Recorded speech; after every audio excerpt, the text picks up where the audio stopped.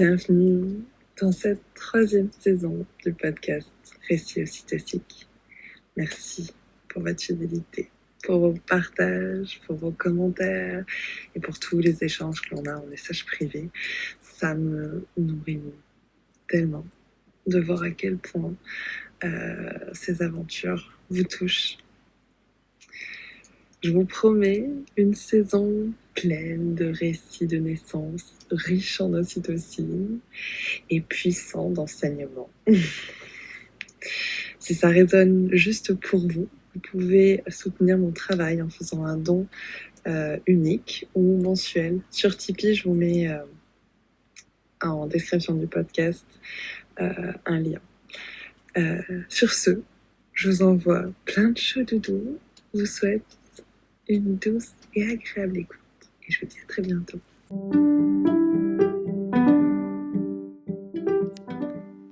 Bienvenue sur le podcast Récits ocytociques. Des histoires de naissance positives et empuissantes. L'ocytocine, c'est l'hormone de l'amour. Ça signifie littéralement enfantement rapide. Je m'appelle Charlotte Ordou et j'ai l'honneur d'accompagner les familles en tant que doula. C'est durant ma dernière grossesse, où je cherchais à me nourrir de récits inspirants, que j'ai lancé les lives ocytociques sur Instagram.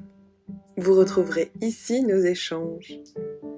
Porter l'espace pendant que mes invités viennent se livrer en toute authenticité est une expérience enthousiasmante et riche d'enseignements. Car il n'y a que les personnes qui enfantent pour savoir ce qui leur est juste. Installez-vous confortablement et plongez avec moi dans un bain d'ocytocine. Alors, je suis Ophélie. Je suis maman de 2 garçons. Donc, mon grand, qu'on va peut-être entrevoir, qui vient d'avoir 3 ans en fin février. Et mon tout petit, qui est né fin janvier de cette année. Je suis maman au foyer. Je fais des petites bricoles, on va dire, pour gagner ma vie. Mais sinon, je suis principalement maman au foyer. Et puis, voilà. Voilà. C'est déjà pas mal. C'est parfait. Donc, sur la miniature que j'ai faite pour annoncer le live, j'ai noté comme quoi tu avais fait un accouchement non assisté. J'aurais bien envie que tu nous partages ton parcours, ce qui a fait que vous avez cheminé vers ce choix-là et ce qui a fait que vous en êtes arrivé là. Et ben, le début est pas forcément plein d'ocytocine et joyeux, mais c'est ce que je te disais en message privé. Avant d'être maman du coup de mon grand, je m'étais vaguement renseignée sur ce qu'était l'accouchement en réalité, parce qu'on nous apprend certaines choses, mais c'est assez vague par rapport à ce que c'est réellement un accouchement. Et puis moi, de moi-même, je m'étais un petit peu renseignée. La physiologie me semblait importante, mais j'avoue que j'étais jeune, c'était mon premier, et c'est un petit peu passé par là-dessus. Et je me suis dit, les 2 phrases qu'on nous dit toutes, l'hôpital est là pour t'aider, et toutes les femmes l'ont fait, tu peux le faire. C'est naturel, ça va se faire. Donc du coup, je me suis dit, pas de souci, si ce n'est qu'on s'inquiète toujours un peu en fin de grossesse, mais à part ça, je me suis dit, pas de souci, et j'ai été pour accoucher de mon grand à la maternité. Ça s'est très mal passé. Il y a eu des violences gynécologiques obstétricales, des choses insensées. J'ai eu un postpartum affreux avec ça. Le séjour en maternité était moche, tout, rien n'allait. Bébé était pas bien. On pense même qu'il y a des séquelles là-dessus aussi pour mon grand. Rien n'allait. Une fois que ça s'est terminé, je voulais même plus de bébé. Alors qu'à la base, je voulais une famille nombreuse. Donc, c'était quand même l'opposé. Et donc, du coup, les mois passant, je me suis dit, je vais me remettre un petit peu sur les postes que j'aimais bien, de maman, de bébé, de trucs un peu choupinou, ocytociques et tout ça. Et puis, je me dis, c'est pas possible que ce que j'ai vécu moi, ce soit la norme. Ou si c'est la norme, c'est pas possible que ce soit normal. Parce qu'il y a des normes qui sont pas normales. Et donc, je recherche, je vois plein de trucs. Et du coup, j'entends ces mots aussi de violence gynécologique obstétricale que je ne connaissais pas avant, hein. C'était des mots qu'on n'entendait pas, du moins à l'époque, ou beaucoup moins, et qu'on n'identifiait pas en étant pour soi. Donc du coup, j'identifie tout ce qui a pu se passer. J'en parle avec une sage-femme d'ailleurs qui a été formée un peu plus à la physio et qui me dit, mais si, effectivement, tout ce que tu as vécu n'était pas normal. Euh, donc c'est bien de poser des mots et tout ça, parce qu'il y a plein de mamans qui hésitent, mais c'est bien de poser des mots avec des professionnels ou avec une amie ou même des fois avec sa maman ou quelqu'un que ou une doula ou quelqu'un d'autre. C'est un truc que je conseille à toutes les mamans, que ça se soit bien ou mal passé, peu importe, il faut poser des mots. Ça fait toujours du bien. Et donc du coup, en faisant mes nouvelles recherches, j'ai découvert que ce qui s'était passé n'était pas normal. C'était souvent la norme, mais c'était pas normal. Et il y avait d'autres façons. Ce que j'avais entrevu pendant ma grossesse avec mon aîné, mais que j'avais pas cherché plus loin. Atchoum, que j'avais pas cherché plus loin. Et là, du coup, j'ai cherché. Pas pour un deuxième bébé, mais parce que plus je grattais un peu la couche, plus je découvrais des choses qui me semblaient merveilleuses. Des mamans qui accouchaient chez elles, totalement libres, qui semblaient empli de sérénité, de bonheur, de joie. Et moi, j'avais pas du tout vécu ma grossesse et mon accouchement et mon postpartum comme ça, hein. Moi, ça me semblait limite utopique, un rêve éveillé. C'était pas normal. C'était ça, du coup, qui était pas normal. C'était ce truc-là qui était hors norme. Et donc, du coup, je me dis, bah, il faut encore que je gratte, que je cherche, que je trouve si c'est une maman parmi des milliers ou si il y en a plein comme ça. Et je gratte, je dis, mais en fait, c'est notre société qui est folle. Et plus je grattais, plus en parallèle, il y avait mon chéri qui me disait, ah, ce serait bien si on avait un petit deuxième. Alors je continuais de dire, ah non, arrête tes bêtises. T'as pas vu comment ça s'est passé? Et puis en plus de ça, il est encore tout petit, notre grand. Et mais je continue de gratter. Et puis les deux se faisant, et ben j'ai fini par dire oui parce que j'étais bien tentée aussi. Et j'ai pas dit oui sous la pression, bien sûr. Et et donc du coup, on s'est lancé pour un deuxième bébé. Mais plus je grattais, plus je me disais, je ne voudrais jamais. T'es d'accord? Je ne voudrais jamais, jamais retourner dans cet hôpital-là en tout cas. Et ensuite, plus je grattais, plus je me disais jamais à l'hôpital. Et plus je grattais, plus je me disais un AAD, ça serait pas mal. Sauf que dans ma région, la seule sage-femme qui est trop loin de moi. Donc du coup, les seules possibilités qu'elle m'a dit, c'est ben t'as qu'à aller à l'hôtel à côté de mon secteur et on fera ça à l'hôtel. Mais pour moi, un AAD, donc accouchement à domicile, ça peut pas se faire dans un hôtel, c'est pas à domicile. Il y avait un couac. Et donc, sinon, elle me dit, bah sinon, ce qu'on peut faire, c'est que tu trouves un gîte qui fasse un peu comme si c'était une maison, ce sera plus cosy et tout ça. Mais de nouveau, c'était pas ma maison. Fallait que je déménage toute ma tribu avec un tout petit de 2 ans et demi, 3 ans. C'était pas possible. En pleine nuit, comme ça se fait toujours en pleine nuit et en week-end, hein, parce que sinon c'est pas drôle. Déménager toute ma tribu pour partir à 1 heure de route, s'installer vite fait dans un gîte qui allait me coûter encore vachement de dépenses pour pas grand-chose. C'était pas cohérent et puis de nouveau c'était pas chez moi. Et puis plus j'y réfléchis, plus je me dis il faut faire un ANA. Mais en même temps, ben, les pépettes, hein, comme beaucoup. Et puis quand j'ai dit c'est simple, je vais continuer de gratter tout en me faisant suivre à l'hôpital ce que je faisais et avec ma sage-femme AAD. Et ça se fera la décision plus ou moins à la dernière minute. Et c'est quasiment ce qui s'est fait du début au tout début. En fait, je savais déjà ce que j'allais faire à la fin.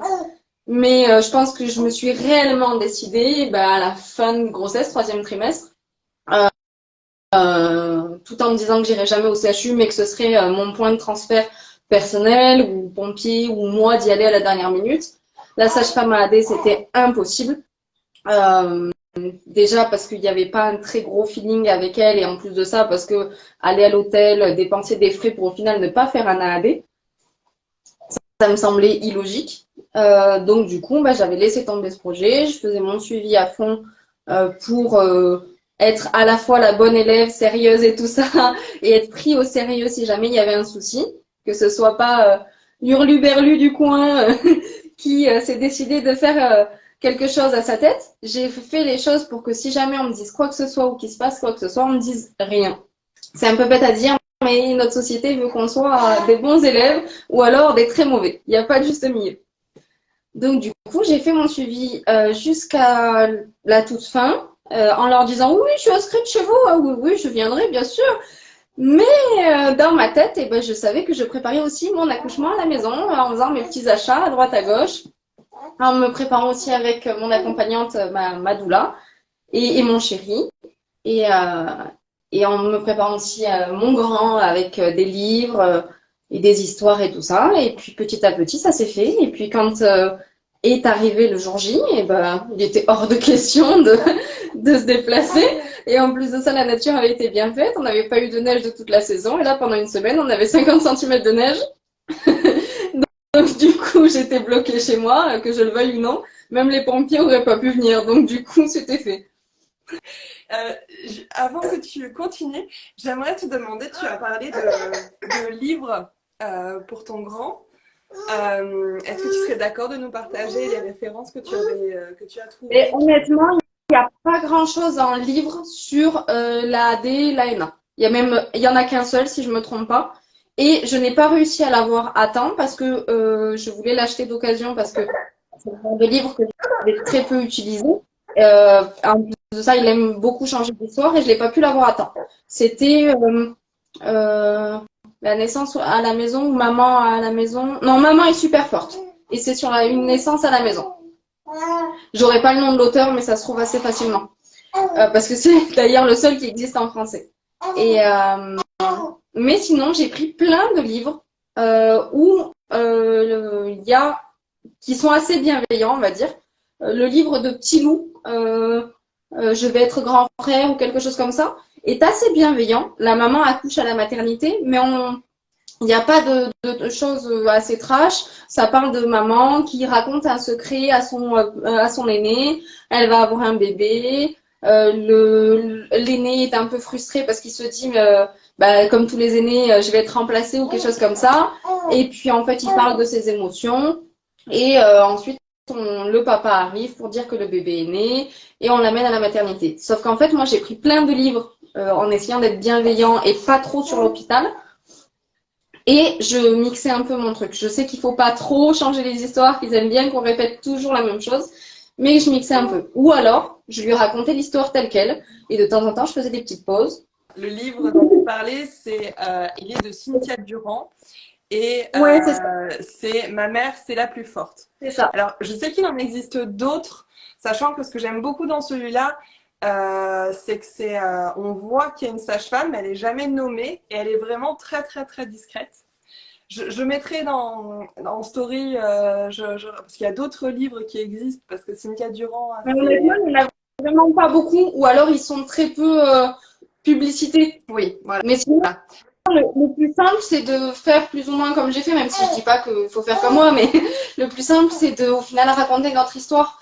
Moi, à chaque fin d'histoire, je lui disais, mais tu sais, que ce soit avant ou après, je continue de lui raconter les mêmes histoires une fois que la naissance s'était passée. Je lui disais, bah maman, tu sais qu'elle a accouché à la maison, là, ça fait comme ça et comme ça. Et ce qui était rigolo aussi, c'est que mon fils, vu que je grognais quand il accouchait, ben, dans les livres de Petit Loup, il faisait aouh parce que maman faisait aouh pendant la naissance. Ou alors il me faisait. Donc du coup, j'ai fait le suivi entre avant la naissance, pendant il m'a vu et après la naissance, on a continué de lire ces livres pour bien intégrer ce qui s'était passé et ce qui allait se passer avant ça. En disant maman elle va pas aller à l'hôpital, tu seras avec maman, tu seras un peu avec papa. Il avait déjà rencontré la doula, il s'entendait très bien avec la doula, il avait joué et tout avec, donc du coup ça avait permis de faire un lien. Il connaissait la personne qui allait venir à la maison, il savait qu'il serait à la maison, que je serais à la maison aussi, qu'il allait se passer des choses. Je lui avais prévenu que je risquais de crier, de pleurer, de danser, de chanter, de faire plein de choses un peu folles. Que ça se trouve cette nuit-là, et ben ce serait la nuit du cinéma popcorn, hein, parce que c'est Monsieur Cinéma Popcorn. Et du coup, c'est ce qui s'est passé. Hein. Il a joué toute la nuit jusqu'au matin, cinéma popcorn et Playmobil.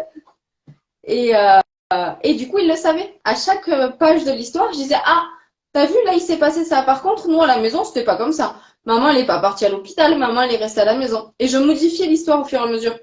Donc, je trouve que c'est pas plus mal. Ça nous évite d'acheter des livres forcément compliqués. On peut prendre n'importe lequel et on fait notre mix. J'aime beaucoup ce que tu partages déjà parce que ça vient comment au final accompagner les aînés. Et, euh, et je t'avoue qu'avant que je connaisse un peu les séries, on va dire, qui correspondent à comment je souhaite accompagner mes enfants, je changeais toutes les phrases des livres. Il y a même, tu sais, les vieux livres que je trouvais énormément stéréotypés. Voilà, voilà, je mettais du blanco sur les trucs qui me plaisaient vraiment pas. Parce qu'il n'y avait pas que moi qui lisais des Il y livres. avait un livre de famille où il y avait des histoires de nègres. Ah là là, Ouais. je me souviens. Ah ouais, Quand j'ai chaud. vu ça, c'était affreux. Ah ouais, chaud. Oui, alors je t'avoue que non, moi, c'était la fameuse série Les Juliette. Bon, on digresse un petit peu, mais après, je te promets, on revient à toi. Euh, C'était les Juliette, et c'est Juliette a un petit frère. Et en fait, dans le texte, il y a écrit Juliette, elle en a marre que sa maman s'occupe plus d'elle, donc elle fait exprès de faire pipi dessus, de se faire pipi dessus. Et donc là, j'ai fait ok, alors Non, comment? Parce que le pire, c'est que tu as les illus. Mais enfin, tu vois Lilu où elle a de l'urine sur elle, mais donc entre guillemets, l'image, ça passe parce que ça arrive, c'est quelque chose du quotidien. Mais comment transformer cette phrase hyper violente? Donc on est passé par Juliette se sent mal et c'est tellement compliqué pour elle que d'un seul coup, ben, le pipi sort. Et au lieu d'avoir le doigt accusateur de ah, t'es méchante, c'est pas bien, voilà, c'est bah, je vois que tu vas pas bien. Est-ce que as besoin de quelque chose que je comprends pas? Est-ce que tu veux faire un câlin? Viens, on va changer. On va se changer et on va passer un peu de temps ensemble, tu vois. Mais ah non, moi, les premiers bouquins qu'on avait, je changeais tout le temps les histoires. mais moi aussi. J'avais un petit ours comme ça. Petit ours se sent seul. Du coup, il va faire des bêtises pour que maman le regarde. Euh, C'est-à-dire. Oh. Et celui-là, je crois que j'ai carrément arraché des pages tellement il m'avait mis en colère. Arracher des pages, en coller certaines entre elles, mettre du blanco. Voilà. C'est On respecte pas trop la littérature jeunesse, j'ai l'impression. bon. Merci en tout cas pour cet aparté. On va revenir donc à la fin de ta grossesse. Comment tu te sens là?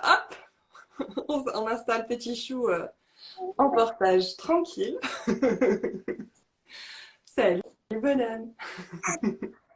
Donc, je voulais savoir comment tu te sentais à la fin de ta grossesse. Voilà, ça.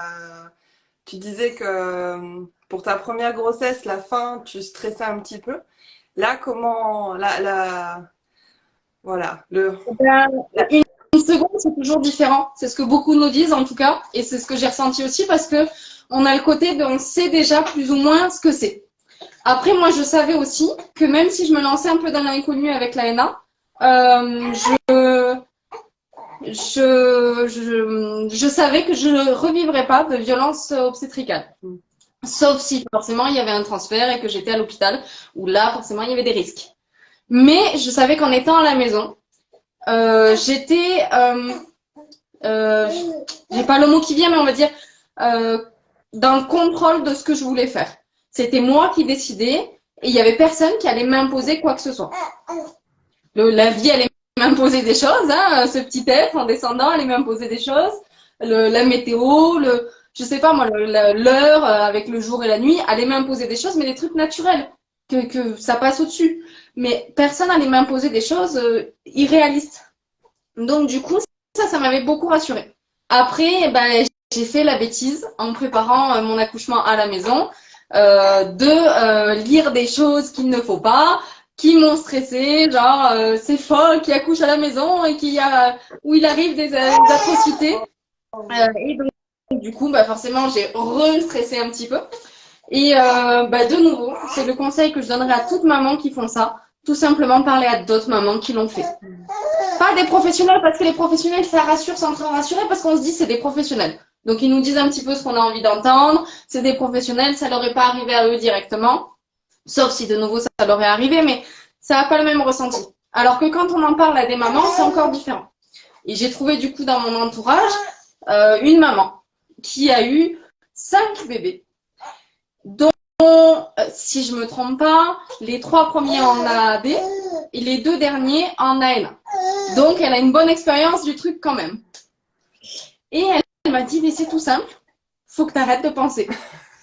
Et moi, je me suis dit, mais c'est pas si simple.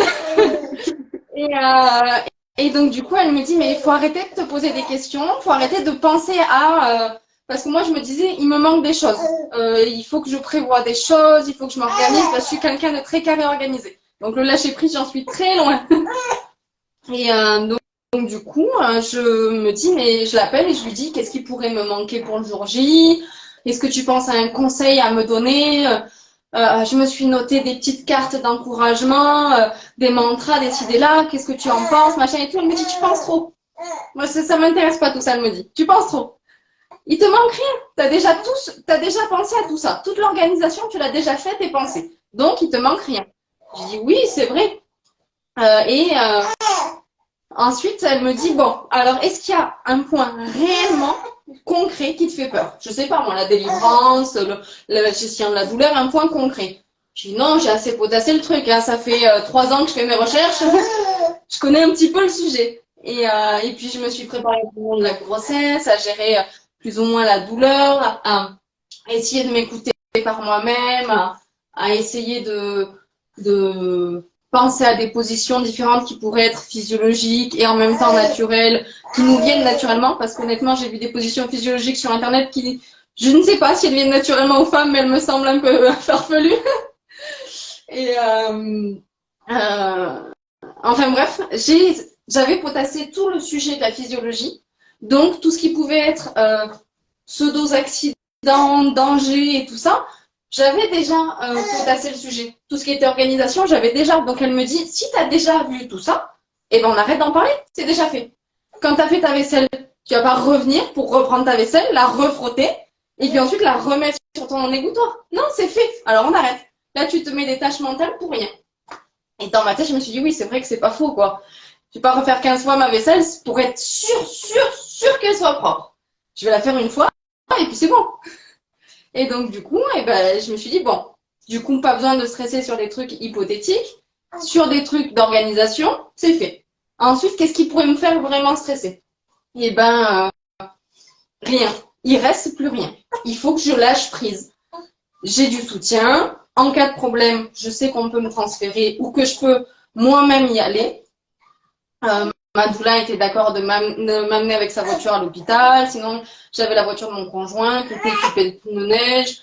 J'ai les pompiers à quelques minutes parce qu'on est pile à côté de la caserne.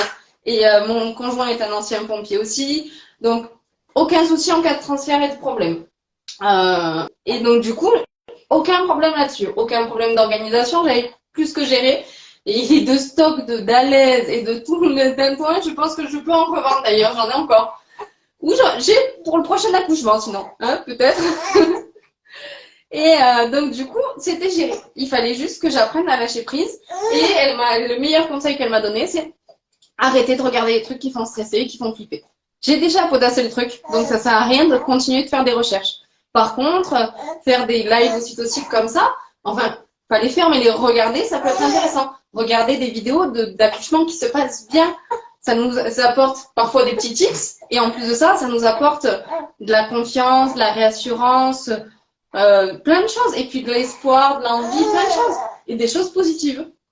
Donc du coup, je continue de faire ça, de me rassurer en me disant que j'ai raison, l'hôpital n'est pas forcément la bonne solution pour moi. Je dis pas que c'est la mauvaise solution pour tout le monde, je dis que c'est pas la bonne pour moi. Et je continue de me rassurer là-dedans et de me réassurer en me disant la maison c'est safe. Et j'ai géré mon organisation, tout est ok. J'ai plus qu'à enfanter et ne pas gérer le reste. Donc du coup, c'était décidé, c'était fait, j'avais plus à stresser.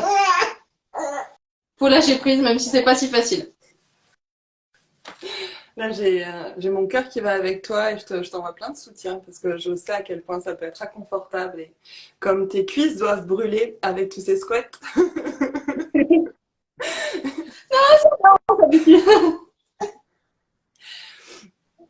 Donc, il y avait zéro neige de toute la saison. Ah ouais. Là, la neige arrive. On a voulu, hein, parce que je lui ai dit, c'est bête, mais j'avais visualisé mon accouchement, parce qu'on m'avait dit de faire cet exercice. Je l'avais visualisé avec les décos de Noël et la neige. Pas de neige de toute la saison. J'avais la flemme d'enlever mes décos de Noël. On est fin février, j'ai mes décos de Noël et ma neige. Mais c'est trop bien, j'adore. Donc elle m'en a voulu, hein, parce qu'elle me dit, elle avait pas les pneus neige en plus quand elle a débarqué, la pauvre. Mais la prochaine fois, tu me dis que je vraiment les pneus neige. Je sais pas pourquoi, j'avais imaginé marcher dans mon jardin avec la neige. Mais en pleine journée. Mais j'ai accouché en pleine nuit, donc j'ai pas marché par moins 10 dans mon jardin. Donc, Mais où est-ce que tu aimerais commencer ton récit? j'y vais. Donc du coup, ouais, il a bien choisi son moment. J'étais en fin de grossesse, j'ai commencé à avoir des doutes sur les angoisses des PA et tout le reste. Et en même temps, j'ai essayé de lâcher prise. Mais il est arrivé, donc du coup, avec ma visualisation d'écho de Noël et de neige sur une seule semaine probable. Et en même temps sur un week-end de 3 jours de son papa, ce qui n'est pas arrivé depuis au moins 2 ans. Donc pour dire, c'est très rare. Donc il a vraiment choisi son moment. Le week-end de 3 jours, apparemment c'était pleine lune aussi. Donc du coup, bon, je suis pas trop là-dedans dans la lune et tout ça, mais apparemment c'était tous les astres alignés, comme certains disent. Il a choisi son moment. Et j'arrêtais pas de me dire, je sais pas, je le sens bien ce week-end. Toute la semaine, avant le fameux week-end de 3 jours. Mon homme, il me disait, j'avais eu plein de fausses alertes, donc à chaque fois, il me disait, je le sens bien, on verra bien quand ça arrive. Hein.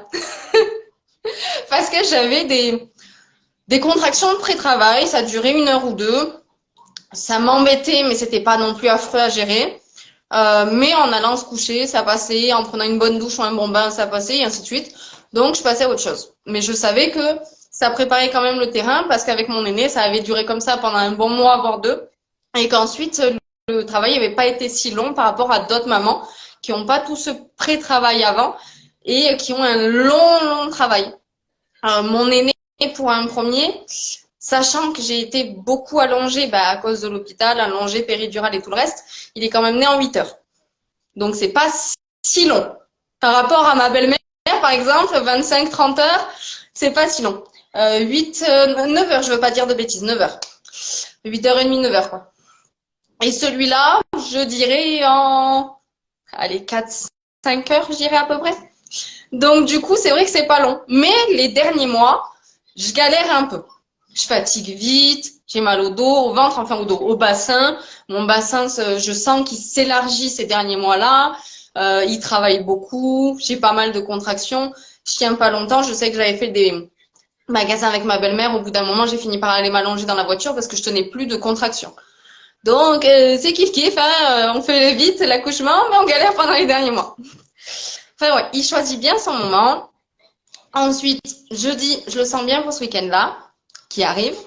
Et la neige arrive. On me dit à mon grand, on va aller jouer dehors. Il fait super beau, grand soleil et une neige blanche partout dans le jardin. Un truc de fou. Donc du coup, on amène mon grand qui a presque 2 ans parce que il manquait un mois à peu près. Presque 3 ans, je dis une bêtise. Il manquait un mois. Et il joue dans la neige et d'un coup, je fais, c'est pas normal ça. Un gros bout de bouchon muqueux tombe dans la culotte. Mais quand je dis un gros bout, c'est pas une glaire, hein, c'est un morceau, un truc, un guignon de pain quoi. Je vois le pain, ça me fait penser à ça. Un quignon de pain, un truc qu'on sent vraiment passer. Pas une petite glaire qu'on retrouve dans la culotte, le truc qu'on sent passer. Avec un petit peu de liquide, mais 3 fois rien par contre le liquide.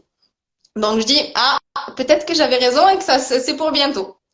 Je pense pas avoir fissuré non plus, je pense que c'est juste un bon gros morceau de bouchon. Donc du coup, je dis, j'ai pas de gêne, je continue à rester avec eux, mais je fais pas non plus les 100 pas dans le jardin. Et puis, de toute façon, on se dit qu'il commence à faire froid en étant dehors dans la neige avec le tout petit, donc on va se rentrer. On a passé une nuit moyen avec le grand, parce que je me tournais beaucoup, fin de grossesse, on se tourne beaucoup, on a du mal à dormir. Sachant qu'on cododote, on a un immense lit, un king size, donc du coup on est à 4 dedans maintenant. Donc du coup, si je tourne et que je retourne, je réveille tout le monde. Donc mauvaise nuit, plus la grosse matinée à la neige. On se fait un gros déjeuner, genre brunch, vers 11h.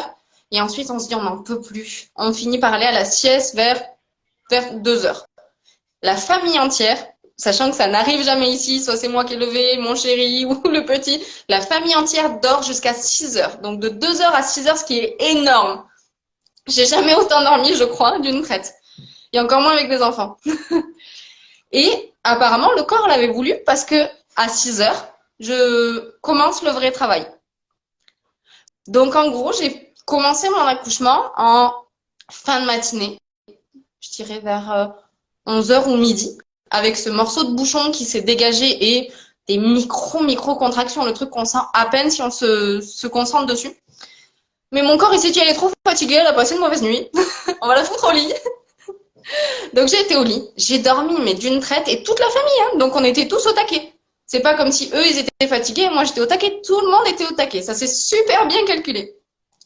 Donc tout le monde était au taquet quand on s'est levé, et d'un coup, le vrai travail, les grosses contractions.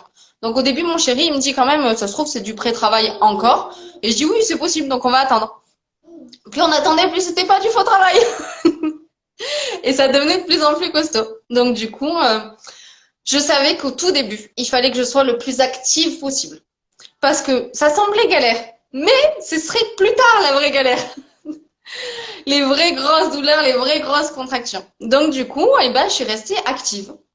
Et si je me souviens bien, j'ai même cuisiné, j'ai bouffé comme un ogre en plus. J'ai cuisiné un gâteau au chocolat, je me suis calée, j'arrêtais pas de dire j'ai faim et mon chéri il me dit mais mange, si c'est des fausses contractions, tu peux manger. Si c'est des vrais, c'est le moment de manger.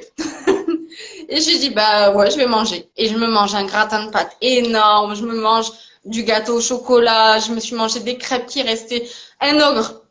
Je crois que j'ai jamais mangé autant. Vraiment, le corps savait ce qu'il faisait entre l'assiette énorme qu'il nous a fait faire à tous, plus ce fait qu'il me fasse manger énormément. Quand le corps vraiment travaille beaucoup plus tard en fin d'enfantement, on vomit un petit peu et on a des selles et tout ça. Mais concrètement, par rapport à ce que j'ai mangé, je crois que c'est même pas un dixième. Et donc, du coup, je mange comme une ogre, je fais mes tours de table, je fais du ballon, je me dis que je vais monter, descendre les escaliers, après je la flemme. J'ai l'impression que c'était même pas un début d'accouchement. Hein. Franchement, j'avais la flemme constamment. J'allais voir mon aîné au canapé, qui jouait, qui regardait la télé. Je mangeais des pop-corn avec lui, d'ailleurs, je continuais de manger. Et des tours de table, parce qu'à chaque fois, je me faisais des « Oh, c'est vrai, il faudrait que je m'active un peu. Oh, j'ai 2-3 contractions, ça fait un peu mal, dis donc. » En gros, c'était limite ça. Donc, du coup, je refaisais du ballon, je jouais avec mon aîné, je courais autour de la table avec mon aîné. De temps en temps, je faisais « On fait une pause. On fait une pause. » Et puis hop, je lui recourais après autour de la table. C'était vraiment, ça ne ressemblait pas à un accouchement. Je faisais l'andouille avec mon grand, je kiffais l'andouille d'ailleurs encore. Et je montais, descendais les escaliers de la maison, je regardais par la fenêtre, un peu de ballon, un peu de ci, un peu de là. Et au bout d'un moment, que je faisais des longues pauses, on va dire, entre ces moments d'activité et de détente, mais des longues pauses de contraction. Mon chéri me dit, t'es sûr, tu veux pas appeler notre doula? Et du coup, je dis, je sais pas, c'est peut-être encore du faux travail. Oui, bien sûr. On y croit. Et donc, du coup, on a fait tarder le truc. Et puis, quand je lui disais, on l'appelle, il me dit, bah, je sais pas, t'as dit que c'était peut-être du faux travail. Donc, du coup, on faisait tarder le truc vachement. Et puis, je continuais à vivre ça comme si c'était un pré-travail. C'était plus douloureux qu'un pré-travail, plus intense.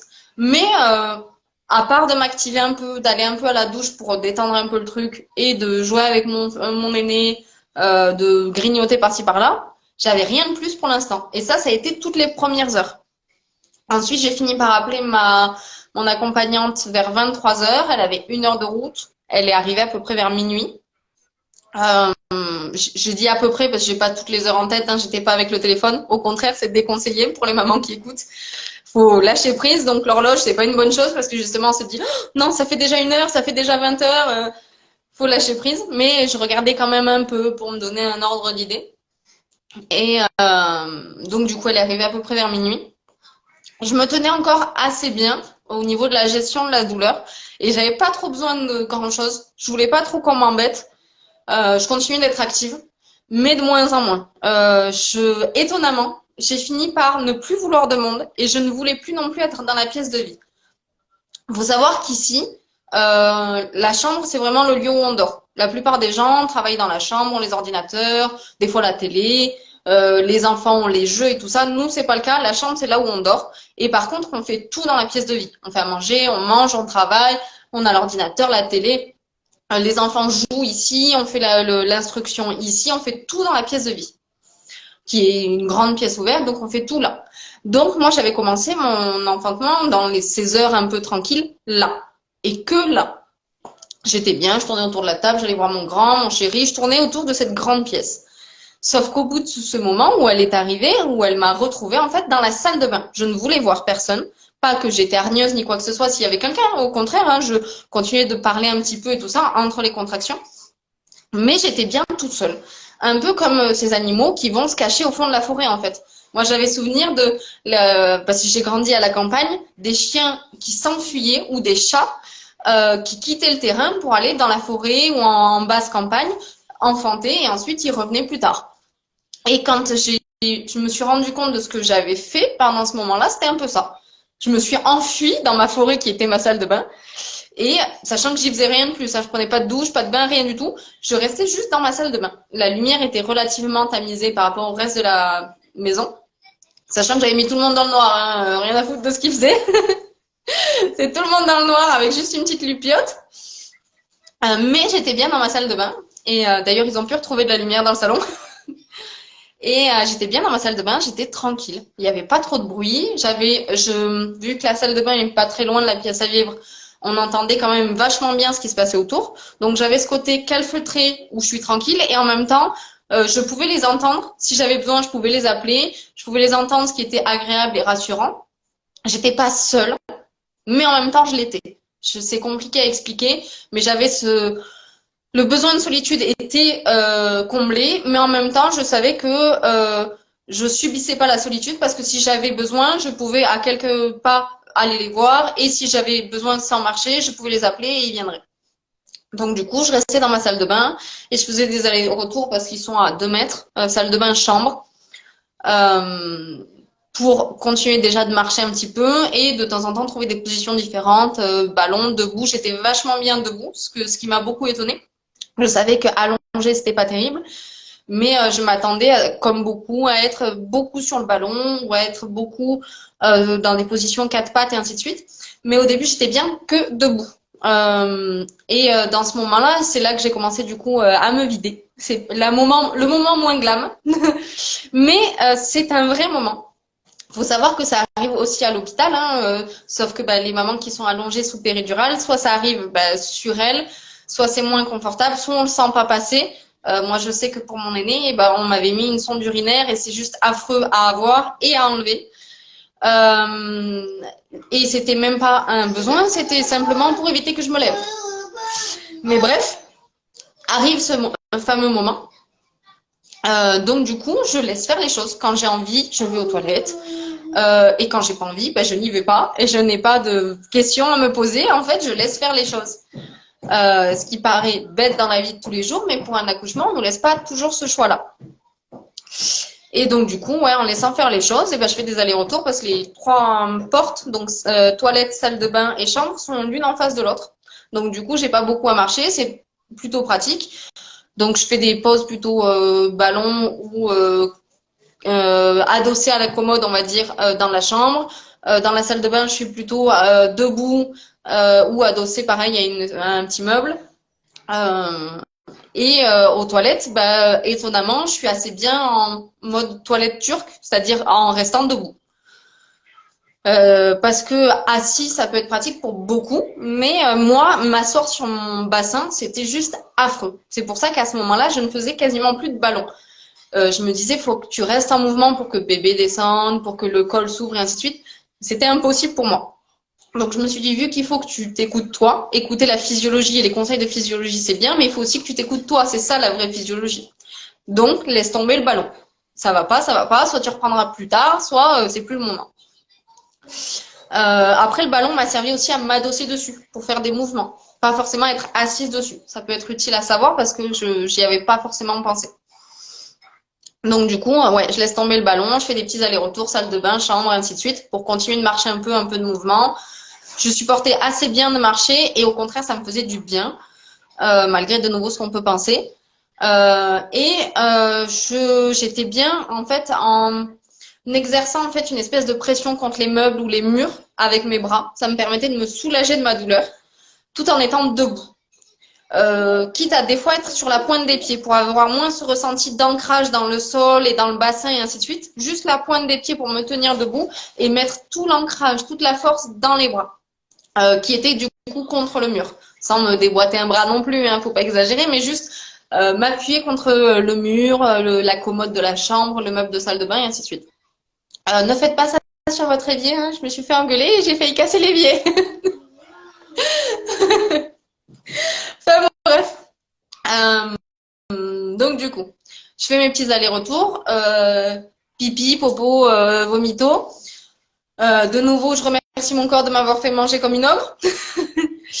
Et pendant tout ce temps, parce que beaucoup conseillent de manger, mais en réalité, moi, j'ai vraiment mangé les premières heures. Je n'ai aucune envie de boire ou de manger. Rien envie. C'est le moment où je me vide. Mon chéri ou ma doula a beau me dire, bois un peu, ça te fera du bien, du sucre, du liquide, machin. Je n'en ai aucune envie. Et de nouveau, j'ai ma petite voix qui me dit, la vraie physiologie, c'est d'écouter ce que tu ressens. T'as pas envie de boire, tu bois pas. T'as pas envie de manger, tu manges pas. T'as envie de manger comme un ogre, tu manges comme un ogre. Et ainsi de suite. Donc du coup, ben, je bois pas, je mange pas, je commence à avoir la bouche sèche, mais ça me gêne pas, j'ai pas envie de boire, donc je laisse tomber. Et puis je continue de vivre le moment qui est de plus en plus intense. Et là, j'arrête de faire mes allers-retours parce que j'ai déjà plus envie de me vider. Et en plus de ça, j'ai du mal à me mouvoir entre les contractions. Et j'ai vraiment envie, c'est un peu bête à dire, mais de me reposer entre ces contractions. Donc je me dis, c'est le moment où ton corps doit se dire, c'est plus actif. Et je savais que c'était un moment soit de repos, où il y aurait moins de contractions, parce que de nouveau, j'avais potassé un petit peu le sujet, soit où il fallait que je me repose entre les contractions. Donc j'ai dit, bah tant pis, je bouge plus. C'est que ça doit s'être fait tout seul.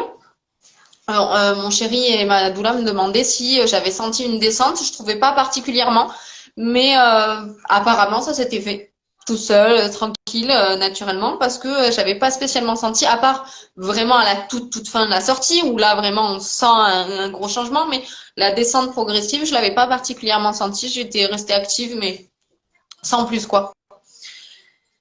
Et dans ce moment-là où j'ai plus envie de bouger, j'ai qu'une envie, c'est d'être dans ma chambre et étonnamment allongée. Pas sur le dos, bien sûr, ça reste la norme, enfin la vraie norme. Mais j'ai qu'une envie, c'est d'être dans mon lit. Ce que je m'attendais absolument pas. Dans ma tête, quand j'avais visualisé mon accouchement et que je l'avais plus ou moins organisé dans ma tête, j'étais très loin d'accoucher dans mon lit. D'ailleurs, j'ai pas accouché dans mon lit concrètement, mais j'étais très loin de faire ça dans mon lit. Et donc, du coup, j'arrêtais pas de me dire, mais il faut pas que tu restes allongé, il faut que tu fasses du mouvement. Et puis, en même temps, de me dire, petite voix, t'es stress, laisse faire les choses, t'es bien dans ton lit, reste dans ton lit. Et en fait, j'avais une espèce de position un peu bizarre où j'avais mis... Je trouve ça vraiment magique, le fait qu'effectivement, quand on s'intéresse à la physiologie, on apprend plein de choses. Mais ce que tu partages là, que la vraie physiologie, c'est ce qui se passe là, c'est ton corps qui te guide. C'est un magnifique cadeau que tu t'es offert et quel ouais, je me sens impressionnée et emportée par ta force et ta puissance en fait. Vas-y, je te laisse continuer. Merci. Mais ouais, j'avais fini par trouver une phrase que j'avais trouvée très belle, qui m'était venue et qui n'est pas extraordinaire de sens, mais qui en réalité est bien vraie. C'est que le vrai contrôle, c'est de lâcher prise. Et le fait que je gagne ce contrôle de mon enfantement, mon accouchement, mon postpartum, tout ce qui était à moi, et qu'on nous enlève dans les hôpitaux, ou même à la maison quand on est en postpartum, on nous dit de faire certaines choses, pas d'autres, pas ci, par là, on nous enlève ce qui est à nous. Et ben, le contrôle, c'est de le reprendre tout en même temps en lâchant prise parce qu'il faut pas écouter justement toutes ces choses. Donc le vrai contrôle, c'est le lâcher prise. C'est facile à dire, je le sais parce que je l'ai dit aux autres, c'est facile à dire le lâcher prise. C'est pas facile à entendre, c'est pas facile à mettre en pratique. Mais dans les moments d'enfantement, eh ben déjà notre corps nous laisse pas le choix, surtout si on est à la maison. Et en même temps, faut se le donner, ce choix de lâcher prise. C'est un petit travail, un vrai gros travail à faire, le lâcher prise, mais c'est important. Donc du coup, je disais, j'avais un grand traversin que j'avais fini par mettre en boudin comme ça. Un peu comme ce qu'on conseille aux femmes enceintes pour dormir, sauf que moi je l'avais mis, j'étais dessus. Et en fait, je l'ai enlacé un peu comme un gros câlin, comme on pourrait enlacer le ballon d'ailleurs, sauf que moi j'étais bien dans ce côté un peu moelleux. Bon, on risque d'avoir du bruit derrière. C'est la vraie vie, c'est ce qu'on disait en message privé. Donc je l'avais enlacé un peu comme un gros câlin et j'étais allongée plus ou moins sur ce truc, mais un peu à quatre pattes. Je sais pas si on visualise un peu comment c'est, mais plus ou moins coussin comme ça, avec du coup le creux du traversin où il y avait mon ventre et moi j'étais à quatre pattes dessus. Du coup, dans les moments de repos, j'étais plus à quatre pattes, mais je me laissais complètement relâcher, tomber dessus. Et limite, honnêtement, limite, je dormais à des moments que j'aurais jamais cru ça de nouveau dans un enfantement. C'est limite dormir. Tu vas au tapis, mon cœur? Limite dormir dans un enfantement, ça me semblait invraisemblable. Même allongée sous péri à l'hôpital, j'avais pas vécu ça. Ça m'était impossible de dormir. Et ben là, c'était limite ça. Les contractions étaient hyper intenses, mais par contre assez courtes. C'est ce qu'on avait remarqué avec ma doula. Assez courtes pendant cette période-là. Hein. Je veux dire pas de manière générale, mais pendant ce moment-là, elles étaient assez courtes, très très intenses. Hein. Je faisais des gros grognements, comme dit mon fils, des gros waouh et ainsi de suite. C'était, je sais pas si vous l'entendez, mais il le refait. Et je faisais des gros grognements qui ne me faisaient pas rire à ce moment-là, mais c'était assez court en durée. Je saurais pas dire combien de temps. Je sais qu'une contraction, c'est peut-être 1 minute, je crois. J'avais vu ça quelque part. Mais là, ça me semblait être beaucoup moins, je sais pas, une dizaine de secondes, quelque chose comme ça. C'était vraiment très court. Mais c'était très, très intense. Et entre ces moments, j'avais bien, je veux pas dire de bêtises de nouveau, mais j'irais bien 2 bonnes minutes, voire 3, voire même plus par moment, de gros calme. Ou alors, même à certains moments, je sentais bébé bouger, vraiment gros calme. Et je profitais de ce moment pour soit être en mode un peu méditation très très profonde, soit limite du dodo, quoi. Et de nouveau, j'ai rien cherché. Faut s'écouter soi-même. C'est ce qu'on disait tout à l'heure. Donc du coup, c'était ça. Et au bout d'un moment, j'arrêtais pas de dire je ne suis pas bien là-dedans. Et tout bêtement, Doula m'a répondu si t'es pas bien, change. Et je dis oui, de nouveau, faut s'écouter. Les phrases toutes cons. Donc, je me suis redressée et j'étais bien, sur mes genoux, dans cette position, quoi, droite sur mes genoux. De nouveau, pas être sur mon bassin, c'est ce qui me gênait le plus, mais de nouveau sur mon lit, droite, sur l'avant des jambes, quoi, comme ça. Et elle me demandait si je sentais quelque chose, si j'avais envie de pousser et ainsi de suite. Et d'un coup, je lui ai dit, j'avais mis ces espèces de petites couches pour adultes qui sont très pratiques en postpartum, mais là, je les avais mis pour éviter de faire des fuites partout. Parce que je n'avais pas encore perdu les os jusque-là. Pour mon aîné, j'avais perdu les os, ce qui avait déclenché tout le travail. Pour celui-là, ça s'est fait à la toute fin. Ce qui se fait beaucoup apparemment, mais je ne savais pas. Et j'ai laissé faire les choses de nouveau. Donc du coup, j'avais gardé ça pour éviter de faire des fuites un peu partout, en pouvant bouger un peu partout comme je voulais dans mon salon, sachant qu'on a mis des tapis dans le salon pour les enfants pour qu'ils puissent être à l'aise au sol. Donc j'avais pas envie de flinguer les tapis, le matelas et ainsi de suite. Même si j'avais mis des protections dans le lit, je pouvais pas en mettre partout dans la maison non plus. Et une maison de bâche et d'à l'aise. Ça aurait pu être drôle en tout cas. Bref, j'avais mis cette couche et je dis donc à ma doula, est-ce que tu peux m'aider à l'enlever? Donc du coup on la déchire sur les côtés pour l'enlever facilement. Et je lui dis, je sais pas si c'est ça, mais tu m'en voudras pas. Et on a mis des alaises du coup jetables en plus des alaises de lit. Je crois que j'ai très envie de faire pipi, mais j'ai pas du tout envie d'aller aux toilettes. Donc tu m'en voudras pas, ça se fera là sur les alaises. Ce qui ne s'est pas fait, c'était la poche des os. Et qui du coup a rompu, mais vraiment en jet. Je n'avais pas senti cette sensation pour mon aîné. J'avais senti une espèce de, une espèce de ballon qui se perce dans le vagin. Alors que là, c'était vraiment une envie de faire pipi. Alors que pas du tout. Je me suis fait avoir par mon corps. Une envie de faire pipi, qui du coup, je lui dis, bah désolé, hein, ça se fera comme ça se fera. T'en as vu d'autres, moi aussi. Depuis tout à l'heure, tu me vois faire les allers-retours, là, ce sera là. Et je n'avais aucune envie de me lever. J'avais l'impression d'avoir les jambes toutes molles, bah, comme quand on vient de se lever, quoi. D'avoir passé ces moments à moitié endormi, j'avais ces jambes un peu molles.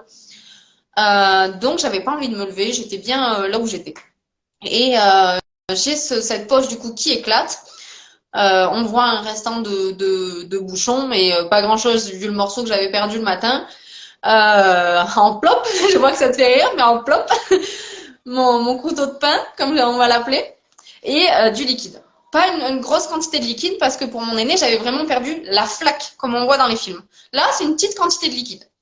Ce que j'ai compris ensuite, c'est que forcément, c'était petite quantité de liquide parce que la tête était déjà bien basse. Donc, le reste du liquide était bien haut.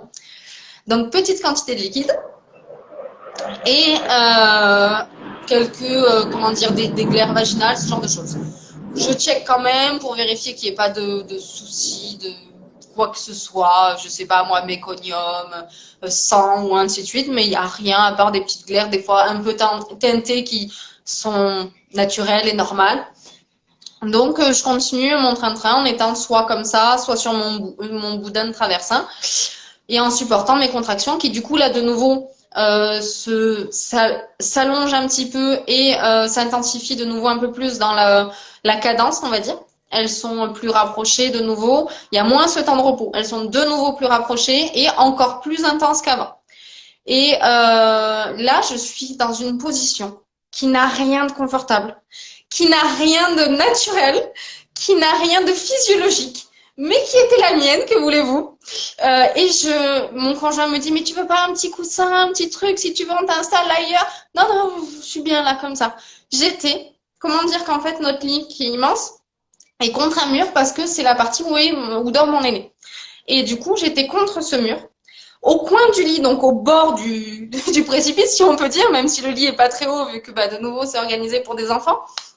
Je suis peut-être à 20 cm du sol, donc je risquais pas grand-chose. Mais je suis vraiment à ce bord-là, contre le mur, donc là, à cet angle-là. Comment dire, l'épaule et la face contre le mur, comme ça. Le reste du corps recroquevillé en boule. Le truc qui n'a rien de physio dans les manuels. Hein. Il faut être dans des positions élargies, confortables, et ainsi de suite. Là, pas du tout. Hein. Là, faut pas chercher ça. Là, j'en étais très très loin. Contre un mur, en boule et tout. Et je me redressais de ça, comme en m'étirant mes jambes et en tenant la main de Madoula ou de mon chéri parce qu'il switchait. Il y avait de temps en temps Madoula aller voir mon aîné, de temps en temps mon chéri, et puis il switchait entre moi et mon aîné, du coup, pour m'accompagner moi au mieux et ne pas laisser mon aîné tout seul. Et du coup, je passais ces moments de pause, de contraction contre ce mur en boule, écrasé comme pas possible, contre moi-même et contre ce mur. En moment d'extension où j'étirais tout mon corps de nouveau, je m'écoutais, donc j'ai pas d'explication à vous donner, je m'écoutais moi-même. Et donc en moment d'extension, où j'étirais mes jambes un maximum, mes bras en tenant fort les mains de mon chéri ou de Madoula. Et du coup, le fait d'être tenu fort et de me mettre en extension, je supportais la contraction.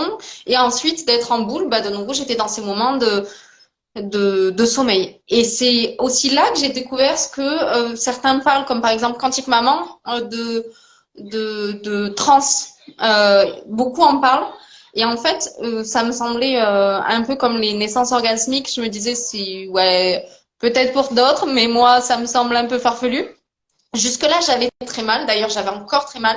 Mais c'était limite de l'ordre de cette transe-là que beaucoup parlent. Quand j'étais en boule, j'entendais mon chéri, mais même pas je lui répondais, même pas j'ouvrais les yeux. Ouvrir les yeux, c'est un peu comme quand on est en pleine nuit, qu'on a encore envie de dormir et qu'il y a une lumière aveuglante, sachant qu'on était quasiment dans le noir. Mais là, je n'avais absolument pas envie d'ouvrir les yeux. J'étais bien les yeux fermés, j'avais confiance aux deux personnes qui étaient là et qui se relayaient. Donc, j'avais pas vite vérifié qu'il y avait un truc qui allait pas, j'avais rien à vérifier. Juste à me laisser aller. J'étais dans cette transe où j'étais bien les yeux fermés. Et c'est difficile de garder les yeux fermés quand on n'est pas en confiance et en sérénité, en confort et ainsi de suite. C'est très difficile.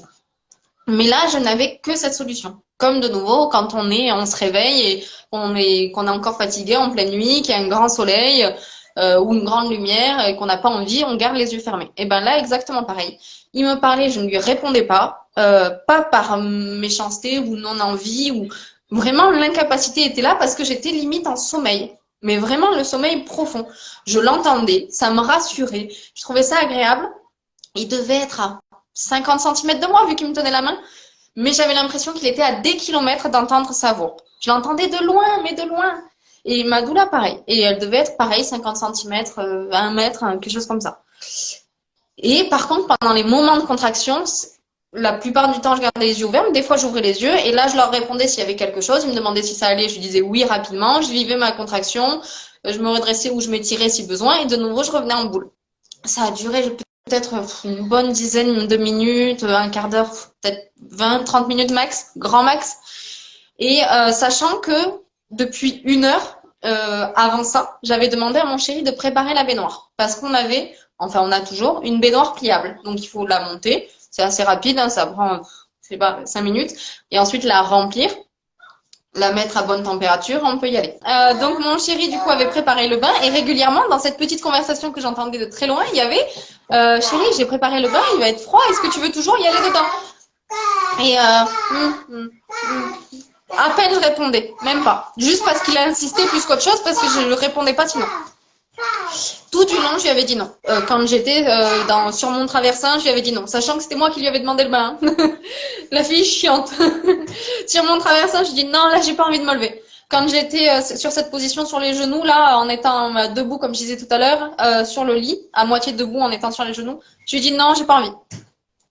Quand j'étais du coup en boule comme ça, je lui dis non, j'ai pas envie. Et au bout d'être en boule pendant ces 10-15 minutes là, je lui dis le bain est toujours prêt, c'est toujours chaud. Il me dit je vais voir, mais normalement c'est bon. Il a été voir, il m'a dit oui, tu veux y aller? Je dis oui, je sais pas pourquoi, je veux y aller là maintenant.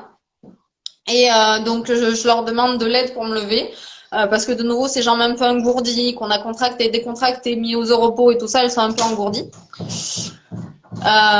Et donc du coup, je leur demande un peu d'aide pour me lever, mais finalement, je marche très bien, je me lève très bien, surtout que j'ai 2 mètres, on va dire, à faire entre le bord du lit, c'est-à-dire juste à côté de la porte de la chambre, et la baignoire qui est de nouveau à côté de la porte de la salle de bain, et le 1 mètre entre les deux. J'ai 3 mètres à faire. Je marche très bien, je m'installe dans la baignoire, mais je ne sais pas comment me mettre dedans. C'est un truc que je m'étais pas renseignée, sachant que ces baignoires pliables, on peut pas vraiment s'appuyer dessus, parce que de nouveau c'est un truc pliable et c'est ça tombe, ça se renverse, et ainsi de suite, et j'ai pas trop envie de casser une baignoire avec 80 litres dedans, parce que tsunami dans la maison, non merci. Donc du coup, au début je me retrouve debout, donc aucun intérêt d'être dans la baignoire parce que j'ai l'eau aux genoux. Même pas. Donc, je dis, mais qu'est-ce que je fais et machin. Enfin, je me le dis à moi-même, dans ma tête. Et je finis par me retrouver dans la même position que tout à l'heure, c'est-à-dire sur les genoux. Mais j'avais cette sensation de pression dans le pelvis parce que je sentais bébé arriver. Et donc, du coup, ça me convenait pas. Parce que j'avais pas l'impression d'avoir assez de place en étant à genoux, au sol, avec cette baignoire, ceci, cela, ça me convenait pas. Et j'ai fini par me mettre un peu en mode toilette turque, c'est-à-dire sur les pieds, mais en ayant le bassin en arrière. Et ça pendant les contractions, où je demandais à mon chéri du coup de me tenir pour que je puisse me tenir sur lui et pas sur la baignoire. Donc il me serrait très fort. Cette contenance que j'aimais beaucoup, que j'avais prise dans la chambre, je la retrouvais là pendant les contractions, qui m'aidait à beaucoup soulager les contractions.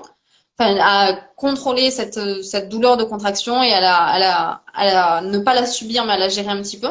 Et pendant les moments de relâche, je me remettais à genoux pour pas non plus avoir les pieds en compote parce que cette position n'est pas terrible pour nos petits pieds. Donc je me remettais à genoux, je soufflais un petit coup et puis hop, je me redressais de nouveau sur mes pieds, le bassin un peu en arrière et mon chéri me tenait, il me serrait fort. Ça a duré honnêtement ce passage-là peut-être... je veux pas dire de bêtises, mais entre 3 et 5 minutes. Ça a été vraiment très rapide. Je me suis installée dans la baignoire, j'ai trouvé ma position, j'ai eu des contractions très fortes. J'ai regardé mon chéri dans les yeux, je lui ai dit, je sens bébé. Il me dit, oui, mais t'as déjà dit ça. Je dis, non, là, je sens bébé. Donc, du coup, ça fait vraiment une espèce de, je sais pas comment dire, comme un bouchon de champagne, mais progressif. Genre, j'ai dit, un plop. J'ai dit je sens bébé et je le sentais dans mon pelvis, dans l'os dur quoi, de l'os dur de la vulve, je le sentais vraiment là, mais il n'était pas encore sorti. J'ai une grosse contraction avec une grosse envie de pousser que je n'avais pas eu jusque-là. On nous dit, il faut pas pousser, il faut faire ce qu'on ressent. Si vous avez envie de pousser, vous poussez. Si vous n'avez pas envie de pousser, vous poussez pas. S'il y a un réflexe d'éjection, il y a un réflexe d'éjection et ainsi de suite. Mais il faut faire ce qu'on ressent soi. Ce qu'on lit sur la physio, c'est génial, mais il faut faire ce qu'on ressent soi. C'est encore ce qu'on disait tout à l'heure. Bref, j'ai cette pression sur le pelvis, vraiment très très bas, hein, au bord de la vulve. Et ça fait de nouveau un plop après la contraction du coup. Et là, mon chéri me dit, je le vois aussi. Mais là, il y avait le bord du crâne, genre ça, qui dépassait de la vulve. Et j'ai dit, oui, je suis au courant. Il me disait des fois des trucs un peu, c'était son deuxième accouchement, mais ça reste un homme, donc il voit ça de loin. Et puis à la maternité, il n'avait pas fait grand-chose. Honnêtement, les papas sont très actifs à la maison parce qu'ils nous soutiennent énormément. Mais ça reste un papa, donc il voit ça de loin. Et à la maternité, ils sont pas très actifs, donc ils voient ça d'encore plus loin. Donc du coup, des fois, ils nous disent des choses un peu farfelues. Et d'un coup, il y vient une réflexion, d'ailleurs, qui m'a fait bien rire, et j'ai fini par appeler la doula pour la faire rire. Donc, fou rire à 2 minutes d'expulsion, hein, concrètement. De nouveau, ça ne se voit pas dans un accouchement, pas dans la norme en tout cas. Il me dit, t'es sûr qu'on fait ça dans la baignoire, il pourrait se noyer? Je tourne ma tête parce que j'étais face à la porte, mais vraiment premier degré. Je tourne ma tête, genre vraiment il a dit ça. J'ai entendu ce qu'il a dit. Vraiment, mes oreilles sont bien raccord. J'ai pas imaginé un truc. Et puis d'un coup, je me mets à éclater de rire. Il était vexé le pauvre, mais éclaté de rire. Ma doula qui m'entend de l'autre pièce du coup, qui dit mais qu'est-ce qui se passe? Elle vient jeter un œil parce que je l'ai appelé et je lui dis tu sais pas ce qu'il m'a dit? Il m'a dit qu'il allait se noyer dans la baignoire. Et puis elle était morte de rire aussi. Lui, il était un petit peu vexé, mais il me dit mais si quand même, il va dans l'eau. Je dis mais il était dans quoi avant? Oui, c'est vrai, mais bon là il est non rien du tout. Il a son cordon, il était dans l'eau juste avant. Là c'est pareil. Allez arrête tes bêtises. Et là juste après on va dire, il y a eu un pic de fou rire et je continue de rigoler, mais sans plus. Mais après le pic de fou rire, de nouveau, contraction. C'est comme si la contraction avait dit stop, elle est en train de rigoler, on va patienter 2 secondes. Donc, fin de la rigolade, pic de contraction. Je me remets donc contre lui qui me contient fort. Grosse envie de pousser de nouveau, c'est le passage de la tête, ce qu'on appelle le cercle de feu que j'avais beaucoup senti avec mon aîné, mais là, non, j'ai pas senti. Ni cercle de feu, ni déchirure, ni quoi que ce soit. Juste une envie très forte, mais vraiment de pousser comme on pousserait une voiture, quoi, un truc, un bœuf, quoi. Et donc j'ai poussé très fort et plop la tête entière qui est sortie. Mon chéri le voit, il me dit, on peut le laisser comme ça entre deux? Je dis arrête, ne me fais pas rire parce que sinon on n'en terminera jamais. Et donc je respire, je prends mon temps de respirer, c'est chose qui ne nous laisse pas faire de nouveau en maternité, parce que là la tête est sortie, il est relié à son cordon, donc de nouveau il n'y a rien qui gêne. Donc je prends mon temps de respirer, j'ai une espèce de micro-pause de contraction de nouveau. Et j'ai une nouvelle grosse contraction qui vient, et là il y a le corps entier qui sort. Donc ça se ferait vraiment entre 3 et 5 minutes, pas plus. Entre le moment où, on va dire, il y a un micro-instant entre le moment où les épaules et les jambes passent, mais c'est sur la même contraction et la même poussée, je vois qu'il y a un cordon, un tour de cordon autour du cou, qu'il ne le met pas en gêne, mais vu qu'il a un petit cordon, moi ça me met pas pratique. Et puis dans tous les cas, je lui aurais enlevé, hein, soyons pas fous, je vais pas le laisser avec son tour de cordon. En voyant ça, manuellement, il n'y a pas à réfléchir ni de se poser de questions ni quoi que ce soit. De nouveau, on fait les choses instinctivement et parce que c'est notre bébé. Même à cet âge-là, si vous voyez votre bébé avec un truc qui le gêne, vous lui enlevez, là c'est pareil. Il n'était pas gêné, hein. Limite il pionçait. Mon aîné hurlait à la mort pendant toute cette phase-là. Et après d'ailleurs, dès qu'il est sorti, lui il pionçait. Il dormait concrètement, vraiment. Hein, Et puis à un moment donné, il nous a fait un petit... Et puis hop, il s'est rendormi. Alors ça, vraiment, j'ai vécu un accouchement que je n'aurais pas cru voir. C'était un truc de fou. J'ai joué avec mon aîné pendant les heures de travail. J'ai eu un fou rire. J'ai mangé comme un ogre. Des trucs. Et lui, il dormait. Donc bref, je lui enlève son tour de cordon entre l'espace où les épaules sortent et puis le reste du corps. J'enlève son tour de cordon. Je le colle contre moi assez bas. J'aurais voulu le mettre là, mais vu qu'il a un petit cordon, je le colle assez bas. Et à la base, dans ce qu'on avait plus ou moins prévu, si bébé sortait dans la baignoire, ensuite, le temps que je me remette 1 ou 2 minutes, je sortais et j'allais dans le lit faire la délivrance. Il y a des alaises de lit plus les alaises jetables. Il n'y avait pas trop de dérangement dans le lit et c'était plus dans mon idée confortable. Mais vu que j'étais dans la baignoire et que j'avais mon bébé, j'ai fini par plus ou moins m'asseoir un petit peu en arrière pour pas non plus gêner l'espace de la vulve. Et j'ai senti de nouveau les contractions très rapidement. Peut-être au bout de 5 minutes de la sortie de mon bébé. Donc ça s'est fait très très rapide. Donc du coup, à sentir des contractions, je me suis dit, bah, je reste là, je vais pas me déplacer avec les contractions qui vont me gêner, plus mon bébé dans les bras, le cordon qui pendouille, je reste là. Donc je suis restée là. Et puis en 2-3 petites contractions, placenta est sortie. J'ai légèrement accompagné la fin de sortie du placenta.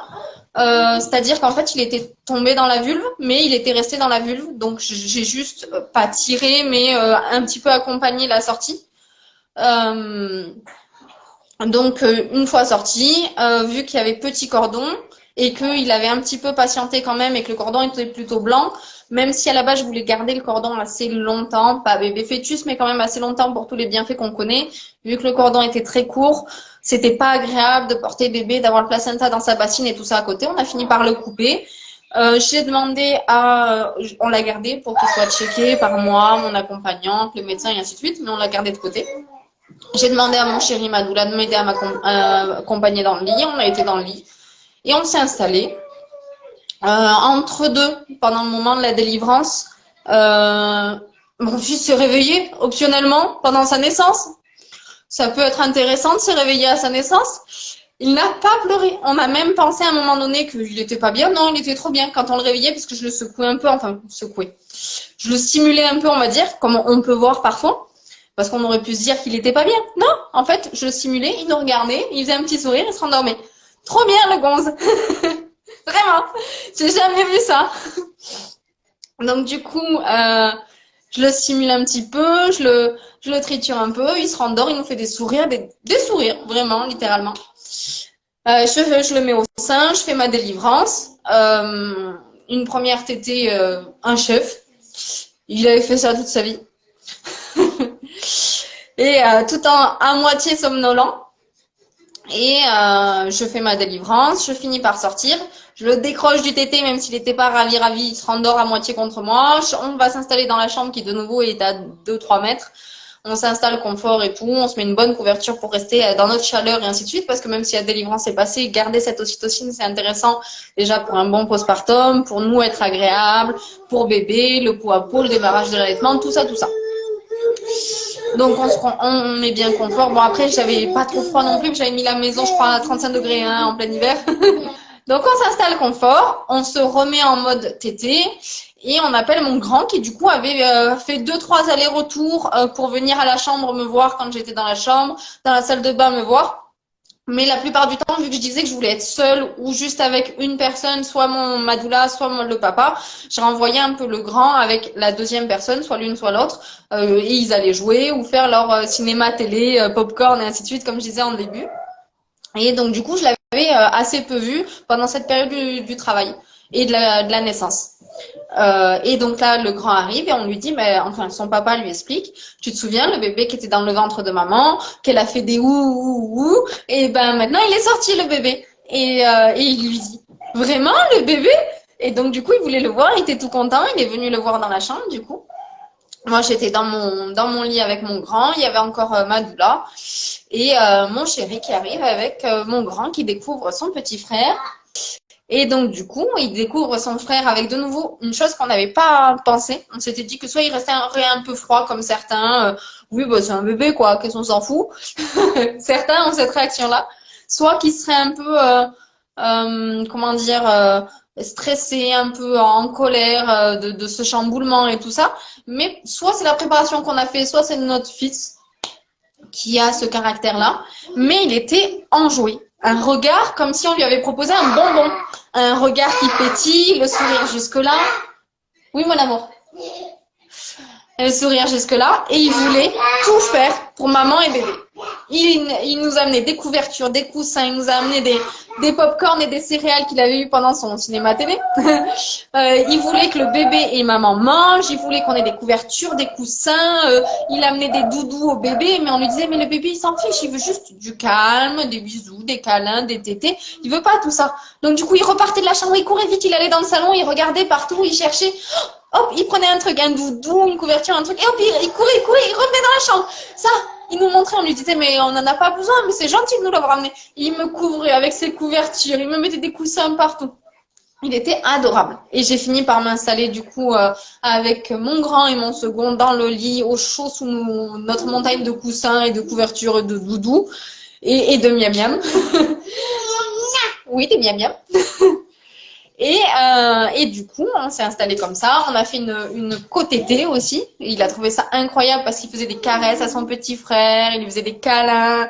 Et je trouvais ça trop choupi parce que il avait vraiment ce moment, lui, avec son frère, qui était vraiment adorable. En fusion l'un et l'autre, comme si ils se connaissaient déjà, comme s'ils s'attendaient l'un l'autre. Chose qu'on s'attendait pas. On s'attendait à ce que soit lui ait un rejet de... Il fait des coucous.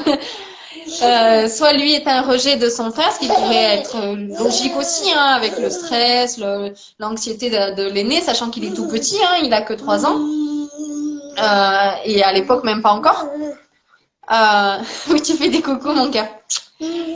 Et donc, du coup, il aurait pu avoir ce stress, cette anxiété et tout ça. Non, il laissait vivre de nouveau le moment. Tout était naturel, joyeux. Il n'a pas eu peur, même quand j'ai pu crier. Même si j'ai pas beaucoup crié, j'ai surtout, on va dire, grogné. J'ai fait des sons très graves et très longs, un espèce de grognement. Mais il aurait pu avoir peur. Non, il n'a pas eu peur. Il est venu me voir. Il m'a fait des bisous, des câlins. Il aurait pu être jaloux de ces moments avec son frère ou avec que j'étais seule avec son papa. Il n'a pas été jaloux, il a été très compréhensif. Il me faisait des petites tapes comme ça, genre ça va aller. Il venait me faire des bisous, il venait me faire des câlins tout le long du travail. Et puis à la naissance, il n'a pas du tout de jalousie, de stress, de quoi que ce soit. Il n'a pas eu peur, de pleurs, de rien du tout. Il était serein lui aussi, et c'est ça que j'ai apprécié parce que dans les récits de naissance de maman qui du coup partent, les aînés restent à la maison. Et les aînés sont souvent très anxieux. Parce que maman est partie, qu'est-ce qui se passe et pourquoi et comment. Et après, j'avais aussi la peur que de m'entendre crier, de possiblement voir du sang ou autre chose, il puisse avoir peur. C'est ce que certains m'ont dit d'ailleurs, il va être traumatisé. Mais, alors, je savais d'avance parce que d'autres me l'avaient dit, non, les enfants sont pas traumatisés. Mais là, j'en avais la preuve concrète sous les yeux. Il était serein, émerveillé par son frère. Ce que maman avait fait aussi, il l'a dit plusieurs fois, maman a fait le bébé. Ce qu'il ne disait pas avant, c'est maman qui a fait le bébé. Je pense que dans sa tête, c'est pas la fabrication, c'est vraiment le fait d'avoir le bébé dans le ventre et ensuite de le sortir, c'est pas la fabrication, mais dans sa tête, maman avait fait le bébé. Parce qu'il m'avait vu avec mon gros ventre et pas de bébé. Et il m'avait vu pas longtemps après mes exercices, mes grognements et tout le reste. Et ces moments bisous câlins, le bébé était là et j'avais un peu moins de gros ventre. Et du coup, c'était vraiment agréable de le voir. Lui serein, moi sereine, un bébé à moitié endormi et stone qui demandait le sein en permanence, mais à part ça, il ne pleurait pas. Il était tout câlin, tout collé à moi et puis c'est tout. Un papa serein aussi, parce que il avait... mon chéri quand même un espèce de stress. Oui, il fait des coucous. Un espèce de stress de l'accouchement à la maison, il peut y avoir des risques décidés là. Mais en même temps, il savait très bien ce qui s'était passé parce que... Arrête, s'il te plaît, mon chat. Oui, on fait des coucous si tu veux, mais maman, elle parle aussi. Et mon chéri avait vécu cet accouchement en maternité, lui aussi de manière un peu traumatique parce qu'il avait été mis à l'écart. Il avait vécu beaucoup de stress, rien ne s'était bien passé ni pendant la naissance ni en postpartum, donc il avait ce mauvais vécu et en même temps ce petit stress de comment ça peut se passer à la maison. Mais lui aussi au final était serein, calme, détendu et cette sérénité honnêtement c'était ce qui avait valu ce choix. Pas au départ vu qu'on ne le savait pas, mais maintenant avec le recul, avoir cette sérénité de tous les membres de la famille, moi, notre aîné, le tout petit, le papa, tout le monde était serein, heureux, vraiment dans un calme qu'on n'avait d'ailleurs jamais vu. Et on a passé, je dirais, la première semaine au moins, ça c'est sûr, voire même la deuxième semaine, dans cette sérénité et ce calme. Toute personne, toute maman ou papa qui a un enfant de 3 ans savent qu'une maison n'est pas calme. Et ben là, ça c'est une certitude, hein, je te vois rigoler, mais c'est une certitude. Là, pendant ces 2 premières semaines, on avait un nouveau-né et un enfant de 3 ans. Et c'était le calme absolu dans cette maison. Tout le monde était serein. C'était un truc qui semblait… Aaron, s'il te plaît, tu m'embêtes. D'ailleurs, la preuve. C'est un truc qui semble invraisemblable. Passer 2 semaines avec un nouveau-né et un bambin de 3 ans dans le calme absolu. Je faisais des petites vidéos et petites photos pour notre famille pour partager ces moments-là. Et tout le monde était là, quel calme, c'est tout tranquille et tout. À part des petits moments de pleurs de nouveau-né tout à fait normal et de moments de speed d'aîné, mais sinon c'était un calme plat. Et la première semaine, c'était limite bizarre ce calme d'ailleurs. On s'était calé après avoir été dans le lit du coup en tété. Le reste de la journée, je me suis installée au canapé avec mon fils. Ça a été la suite du télé. On n'est pas fan de télé non plus, mais là dans ces moments-là, c'est particulier. Ça a été la suite du cinéma, télé et tout le reste, avec mon grand et mon tout petit sur moi. Au canapé, du coup, qu'on a déplié en convertible. Aaron, s'il te plaît, mon frère. On l'a déplié en convertible, on a continué de grignoter. Je me suis remise à manger comme un ogre. Ça m'avait donné faim. Et du coup, ça a passé une journée de tété, calme, câlin, télé et tout ça. Le médecin est venu nous voir, notre médecin de famille est venu nous voir. Avant ça, la doula était partie, je dirais, 1 heure ou 2 après la naissance pour nous laisser juste nous. Elle m'a proposé de rester. Moi, je voulais bien qu'elle reste aussi, mais elle aurait pu partir en immédiat. Mais bon, ça s'est fait comme ça entre elle et moi. Après ce moment aussi intense avec elle, j'étais bien avec elle. Elle aurait pu ne rien dire et moi non plus rester dans la pièce comme ça. On était bien. Je parle pour elle, mais bon, c'était le ressenti du moment. Et ensuite, les heures qui ont suivi. Aaron, stop. Les heures qui ont suivi, ensuite, ça a été notre calme à nous, notre sérénité à nous et notre train-train à nous. C'était vraiment surréaliste. Le plaisir d'être… je dois en avoir des vidéos, sûrement que j'en partagerai, mais elles paraissent fausses, comme beaucoup de choses qu'on voit sur les réseaux qui sont un peu modifiées. On voit que le bon et pas le mauvais. Mais là, c'était vraiment des vidéos qui paraissent fausses, mais qui sont vraies. Et que même moi, encore maintenant, j'en suis étonnée de cette sérénité, de ce calme dans une maison avec un nouveau-né et un enfant de 3 ans. Et 2 adultes, forcément. Mais on était dans un calme plat. Un fond sonore de télé, de documentaire, je crois que c'était un documentaire animalier, je m'en souviens à peine. Honnêtement, j'étais focus sur ce calme, cette tranquillité. Je somnolais par moments. Mon chéri venait nous rejoindre au canapé convertible. On somnolait, on faisait des câlins. C'était agréable. Quelques heures après, il y a eu le médecin, notre médecin de famille, qui est venu checker maman et bébé. Tout était OK. J'avais une perte de sang qui était vraiment minime. J'avais bien plus perdu d'ailleurs en postpartum immédiat pour mon aîné. Là, il y avait quasiment rien. Placenta, nickel, chose qu'on avait déjà contrôlée moi et mon accompagnante rapidement, mais placenta, nickel. Aucune déchirure, rien du tout. Aucune gêne. C'était incroyable. J'avais comment dire, un corps qui était… je peux pas dire en forme parce que je venais d'accoucher aussi, mais dans une forme limite optimale. Aucun souci comme déchirure et ainsi de suite, brûlure et ainsi de suite. Aucune gêne parce que après avoir accouché, la vulve et le bassin sont écartés, on peut avoir ces gênes-là. Mais j'avais pas ce ressenti de gêne que j'avais beaucoup eu pour mon aîné. On peut dire c'est un deuxième, mais honnêtement, même des deuxièmes qui se passent aussi vite et sans gêne, il y en a pas tant que ça. Et honnêtement, j'étais vraiment ravie. Mon médecin m'a dit honnêtement, si toutes les femmes accouchaient comme vous, nous, on démissionne hein, parce qu'on n'a plus rien à faire. On vient pas vous voir, on vient vous voir après. Il n'y a pas de soins, on laisse tomber. Enfin voilà. Ensuite, j'ai eu la sage-femme de PMI qui apparemment tenait beaucoup à venir me voir pour voir si tout allait bien, maman et bébé. Et elle est venue 3 jours après. J'ai accouché le samedi, elle est venue le lundi. Donc à peu près 3 jours après. Pareil. Donc il faut dire que, et je l'ai noté parce que je trouvais ça incroyable, mon utérus était quasiment remis en place en 24 heures. Ce qui est énorme, sachant que j'ai mis presque une semaine pour mon aîné. J'avais une micro-éraillure, mais quand je dis micro, c'est micro, pas de profondeur, donc vraiment rien, une griffure, sur 1 cm par 1 cm, donc ça. Qui s'est remise en moins de 24 heures aussi. Quand j'ai été, c'est bête à dire de nouveau, la séquence moins glam, pipi, caca, pas de gêne. Avec mon aîné, j'avais énormément galéré et j'étais obligée de faire pipi sous la douche parce que c'était hyper douloureux.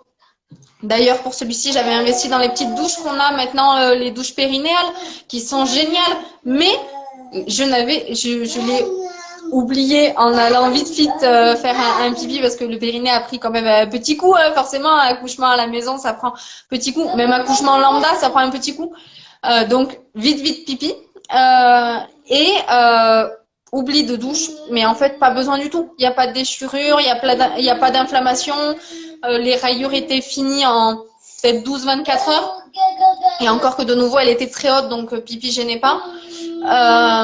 Donc du coup, aucune gêne non plus. Et c'est une chose bête à dire, mais de nouveau, c'est quelque chose qui nous gêne énormément. Le pipi, popo en postpartum, c'est affreux.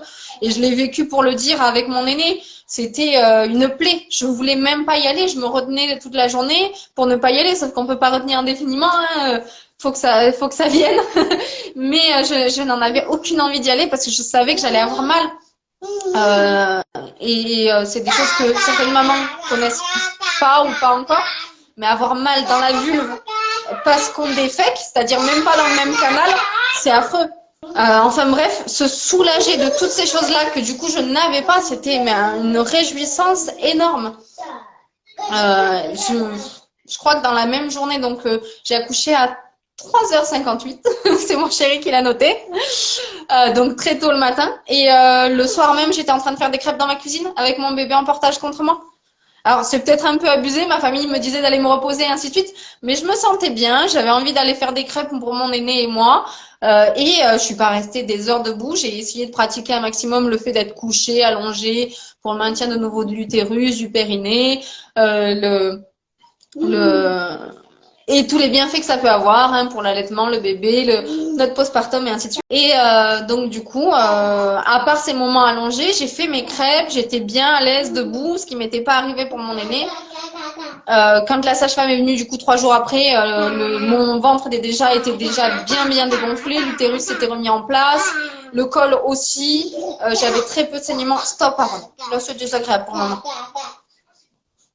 J'avais très peu de saignements, honnêtement. Un postpartum limite idyllique. Bébé prenait bien le sein, j'avais pas de soucis, le corps se remettait bien. Quand je dis périnée a pris un coup tout à l'heure, c'est un coup normal. Une grossesse, un accouchement par voie basse et ainsi de suite, c'est un coup normal. Entre 6 et 8 semaines, il y a la visite de sage-femme que j'ai été faire du coup il n'y a pas si longtemps. Elle a contrôlé le tout. Utérus, nickel, de nouveau. Le col aussi. La sangle abdominale qui peut prendre un coup aussi, parce que tout le monde ne le sait pas, mais on perd nos abdos. Hein. Moi, je l'appelais Abdel à la fin, c'était la blague de la famille. Je disais, j'ai perdu mon Abdel. Enfin bref, désolée de te faire rire, mais voilà, c'était ma blague. Qui n'était plus drôle parce que passé les 3 premiers mois de grossesse, on n'en pouvait plus cette blague, mais c'était ma blague. Pas une grosse perte abdominale et périnéale, elle m'a évalué mon périnée à 3/5, ce qui est pas fou non plus. J'ai pas de perte urinaire ni rien du tout, c'est juste que des fois je me presse un peu pour aller aux toilettes, mais c'est tout. Ce qui est pas fou. Du simple fait d'avoir une grossesse, on perd sur notre périnée. Faut le savoir aussi.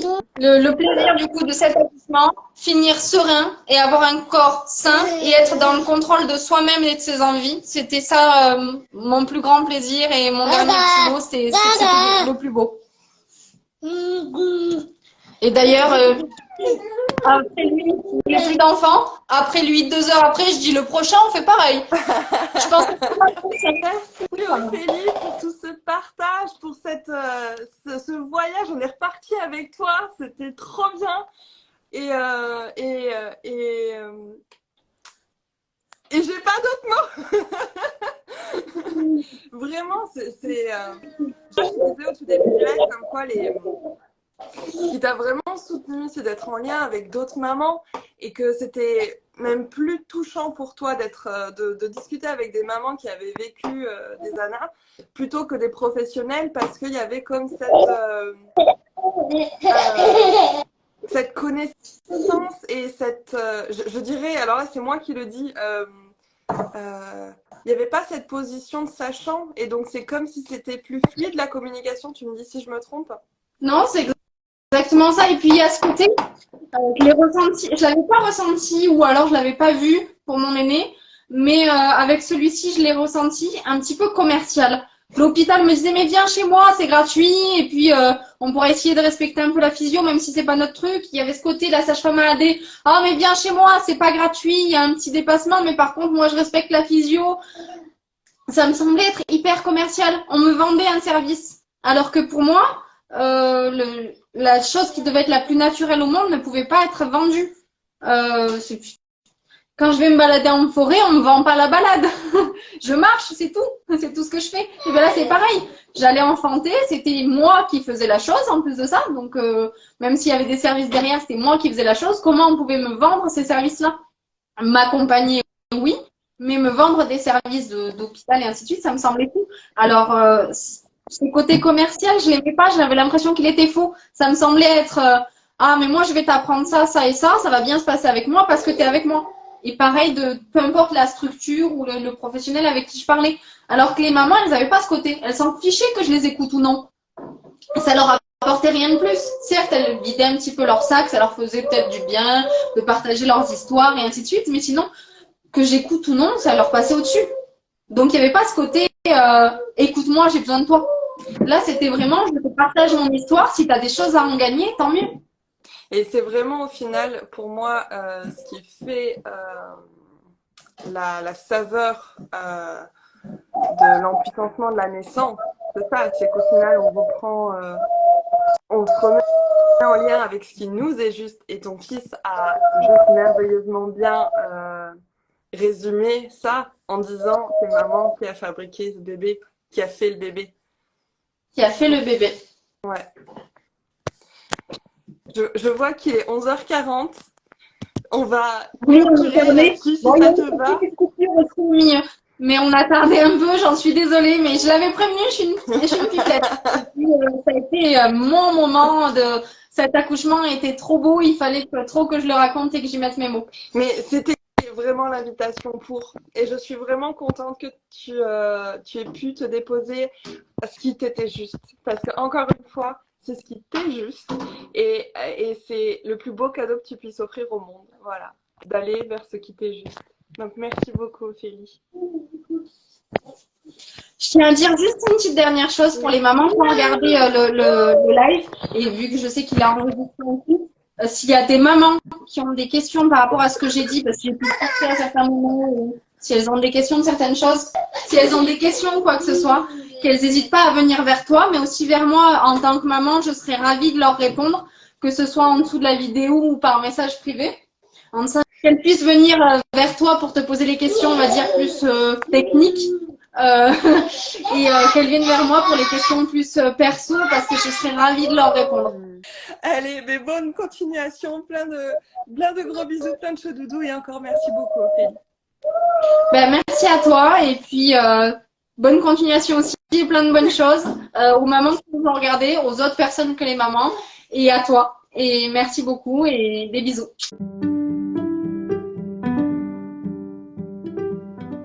Alors, comment vous sentez-vous après cet épisode ? J'ai très envie de connaître vos ressentis, donc n'hésitez pas à les écrire en commentaire. Vous pouvez également laisser une note. Cela contribue à donner plus de visibilité à ces aventures empuissançantes. Si cela résonne juste pour vous, partagez cette histoire, qu'elle puisse soutenir d'autres familles en cheminement. Je vous remercie, vous envoie plein de chauds doudous et vous dis à la semaine prochaine pour un nouveau récit ocytocique.